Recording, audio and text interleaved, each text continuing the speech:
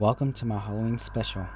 I am your narrator, Wolf Mommy. Welcome. So let's go ahead and get some stuff out of the way real fast. I am a Native American Navajo born to a Zuni family. So I'm going to be telling you a little story of one of my culture's mythical creatures, the wendigo. But we're going to follow the terminology of Beetlejuice, say his name 3 times, or else he's going to come for you. We usually call them from skinwalkers or Yannies.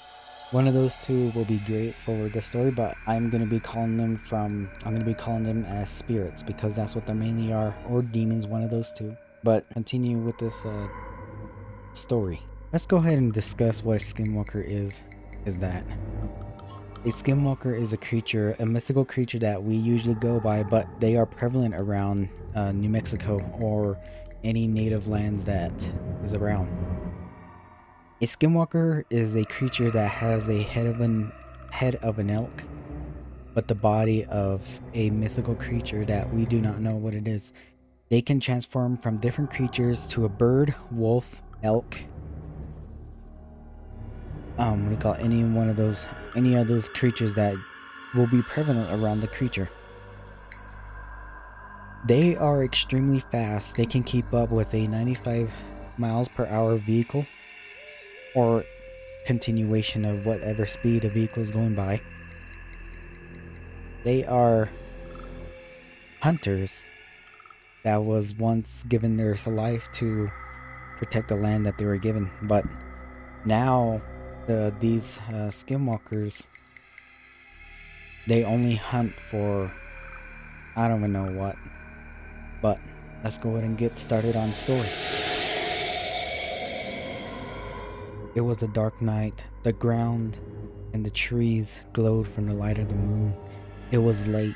A teen walked from his house into the woods, just going for a nice night stroll. He walked for a few minutes and he whistled to the melody of a song that he heard, but he did not know what creature he had summoned just by whistling at night. He heard a steps like a creature, a tippy toes of a dog that he heard. He turned around quickly and shooed the dog away, but he did not know where that dog came from or who it belonged to. He did not know how this dog found him, thinking it might have been under the truck or anywhere near that he would have been hiding. But he walked, the dog following close behind him, and then he shooed it away into the bushes. They got the dog to go away. He walked for another 2 minutes and he heard a rustling from the bushes. He kept on going and going, but it just got annoying for him. The dog came out, but it was not in its dog form. It was in anthro form. A gray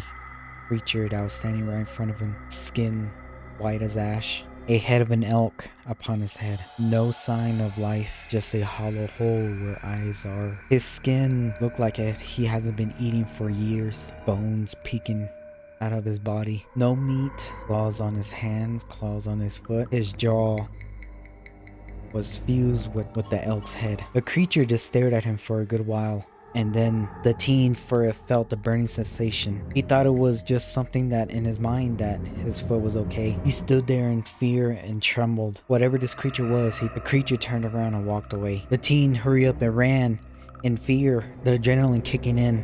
He ran and ran. He was trapped. He was trapped between a land and water. A riverbed that was gentle. No ripples, nothing. Then he noticed that the wind and the trees had stopped. Dead silence.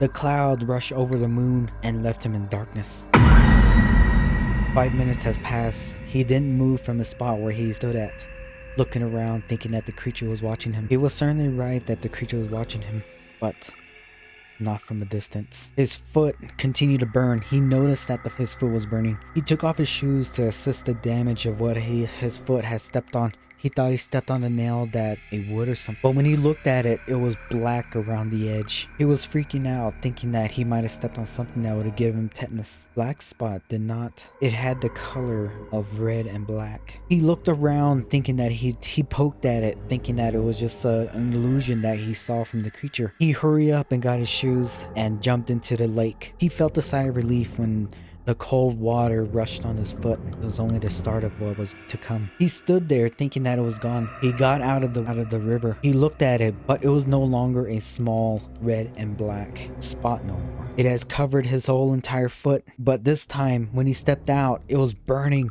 and burning, like someone putting a torch on his foot. Felt like he was stepping on ashes, burning red hot ashes. He jumped back into the lake, putting his foot back in there.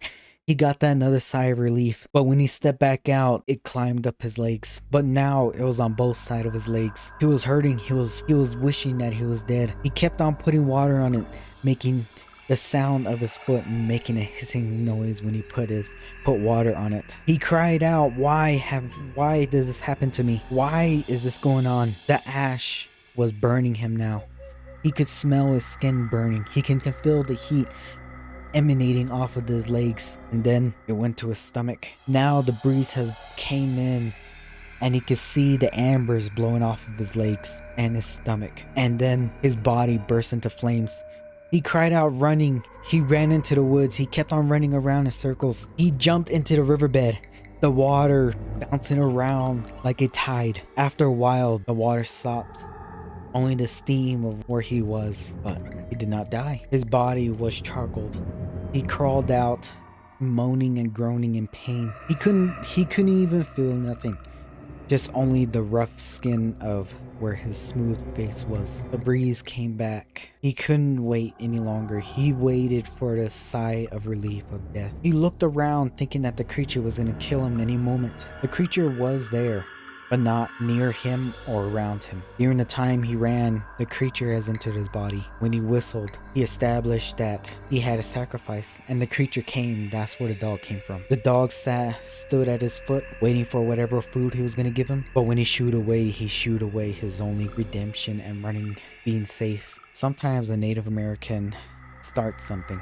Want revenge, something like that. It's hard to live in this world. Sometimes you just need a sigh of relief of whoever you want to get hurt. But let me go ahead and tell you something. The only way you can kill a skinwalker is to put ash on the tip of a bullet, tip of a spear, tip of an arrow, anything that's blunt that you can kill with. You can use that to kill him, but just be sure to have something you're willing to sacrifice.